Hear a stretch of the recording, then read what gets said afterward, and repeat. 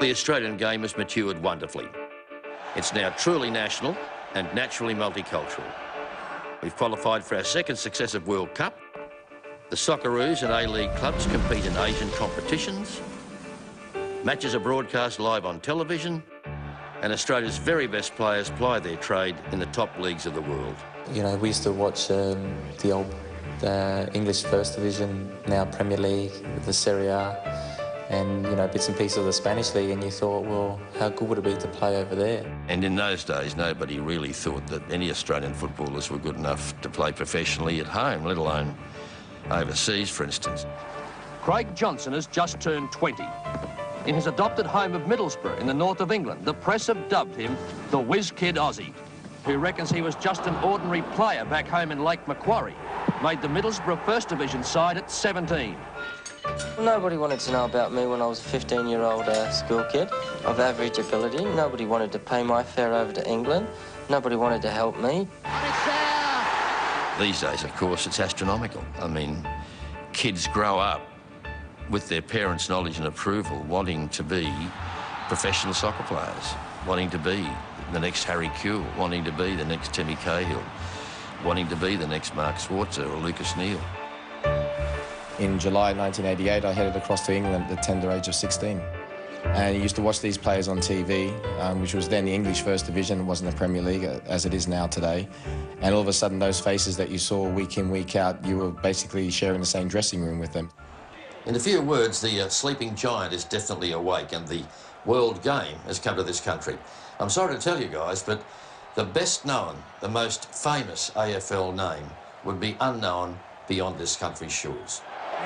And Australia's players are playing in Spain's La Liga, Italy's Serie A, Germany's Bundesliga, the English EPL, and in other leagues like China and Japan. And quite frankly, rightly or wrongly, their salaries are way beyond the wildest ambitions of players from the other three codes in this country. And we're much better for their experience. The Socceroos are a class act, and some famous football nations are now below us in the FIFA rankings. And we were unlucky to be eliminated in the last World Cup in Germany. Some say we were actually cheated by the ultimate winners, Italy, via an incredibly dubious penalty.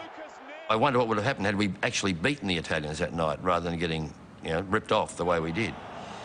I mean, who knows? It's not beyond the realm of possibility to suggest that we may have made the grand final of the World Cup. And that would have revolutionised world football, because we are still, to be honest, football third world. For a football third world country like us to get to the final of the World Cup would change the world game. Not the world game changing Australia.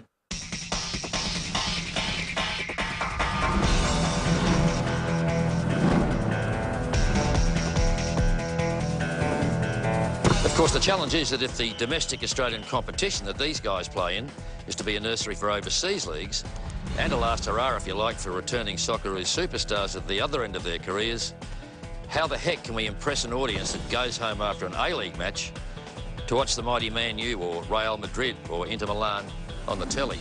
It's a tough ask.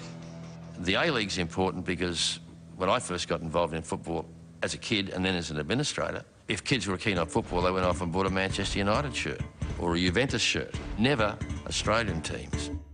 When kids want North Queensland Fury strips and Sydney FC strips and Melbourne Victory strips, the A-League teams become their heroes and the shirts that they want to wear, then we've really come of age as football in this country, when we don't have to look overseas for our heroes.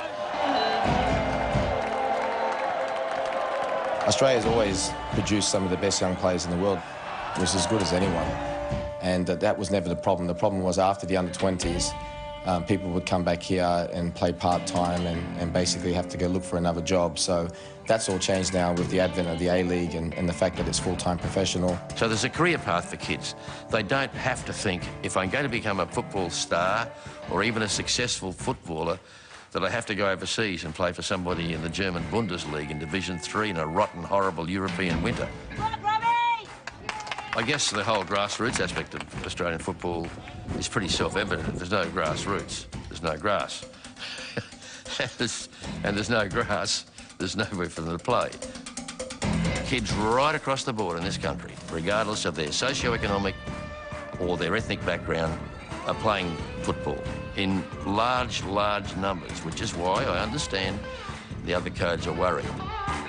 Nothing impresses me more than to seeing the 5- and 6-year-olds running around here on a Saturday morning, away from the computers, out in the sun, kicking a ball, being fit and doing wondrous things.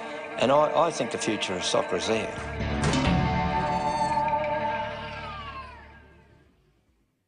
I don't know that I really understand why I feel as passionately as I do about it, except that there's a lot to be passionate about, I think. I don't know that I get quite so passionate about watching somebody churn up and down a swimming pool 50 metres at a time, which I'm sure is a wonderful athletic thing to do. I think there's a lot about football. It's the intricacies and the complications and the complexity and the challenges and all these other layers, the politics, etc., and the international aspect of it that come together.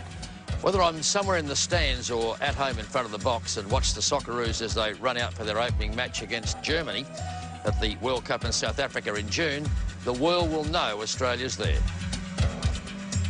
It's a part of my life I don't have to have. I choose to have it. But a lot of other things I do, the world thrusts itself upon me, whether I like it or not, because of what I am and what I do as professionally. But I don't have to be a football fan. I want to be a football fan because I think it is interesting and worthwhile. Here, that night back in November 2005, in a way, we joined the world. And I felt as Australian as a Socceroo. In your dreams, George.